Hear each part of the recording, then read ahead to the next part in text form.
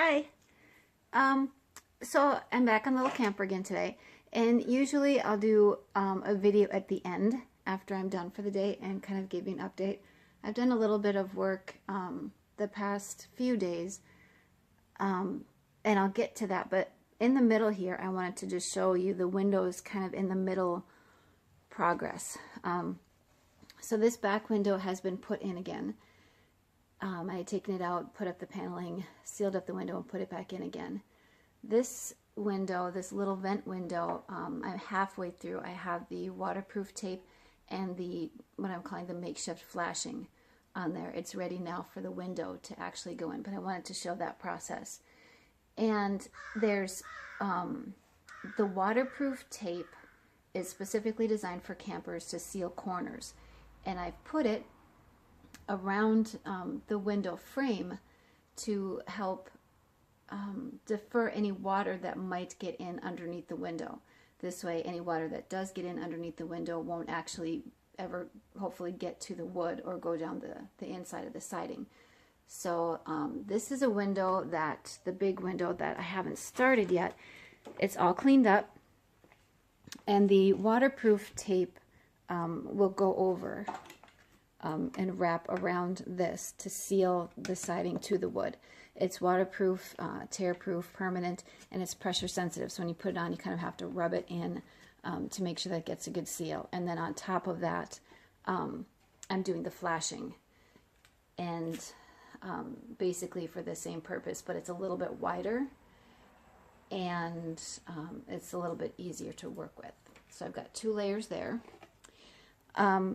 When I was taking off after I took off the window, there of course was the putty and caulking and all that sort of thing. And I found the best thing to use to get the putty off is Goo Gone. I did try Goof Off, and that smells like alcohol. Or not alcohol, excuse me. It smells like gasoline. It's lots of fumes and stuff. And you have to open the windows and wear gloves and all that kind of stuff. And it really didn't work all that great. So I've been using Goo Gone, which works better. It goes a lot faster. It's, I think, safer because it doesn't have that icky smell. And but it does have sort of an oily finish to it.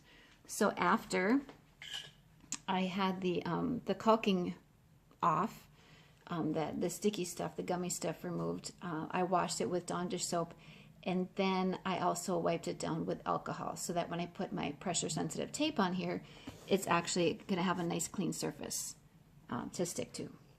So I'll do another quick update when I'm all finished, but I wanted to just show you kind of the in progress of the windows and the process I'm using for that. Okay, so I got the other little window, vent window, in back there, and I have this window prepped. I ran out of putty, so I wasn't able to actually put this window in, but the tape and everything is up and it's clean and it's ready to go. So this is part of what I did today, is these 3 windows, cleaning and putting the windows in. And it doesn't sound like a lot, but it took me like 4 hours most of that was cleaning. And the other part of the day, I finished the paneling on the inside. So the paneling is all done, all the way around. Come inside here.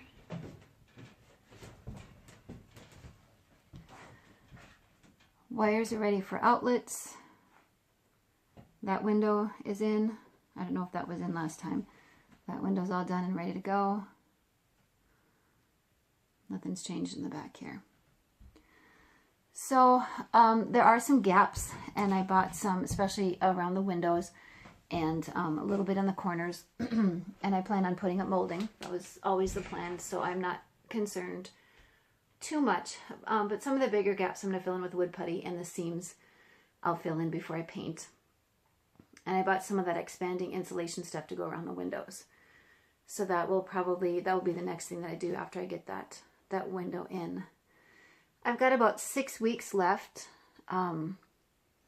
before I want to be on the road, and a lot left to do still. I mean, it's taking shape, and obviously, you know, there's quite a bit that's already been done, but there's still a lot that needs to be done. So now I'm to the point of looking at prioritizing what I need to do. I have some leads on property and a place I can park the camper for the summer. So now I'm even more excited to just, get out of here, get it on the road and go. So I'm prioritizing what needs to be done before I leave and what, if anything, I can do while I'm there and what can wait until next year. So the interior, I at least have to have, I want to have at least the bed and the kitchen table area finished and some of the storage. The electricity needs to be finished. The water needs to be looked at and working. The propane actually can wait and see how much time I have. I can use a small little space heater for this summer and a cook stove.